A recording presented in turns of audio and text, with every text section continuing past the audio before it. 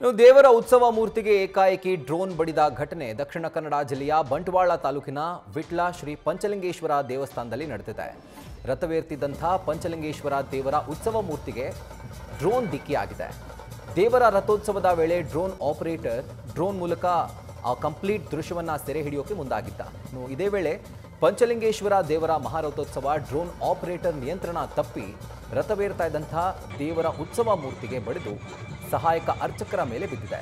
ತಕ್ಷಣ ಕೋಪಗೊಂಡಂಥ ಅರ್ಚಕರು ಡ್ರೋನ್ ಅನ್ನು ಕಾಲಿಂದ ಒದ್ದು ಹೊರಗೆ ಎಸೆದಿದ್ದಾರೆ. ಡ್ರೋನ್ ಆಪರೇಟರ್ ವಿರುದ್ಧ ಇದೀಗ ಭಕ್ತಾದಿಗಳು ಆಕ್ರೋಶವನ್ನು ವ್ಯಕ್ತಪಡಿಸಿದ್ದಾರೆ.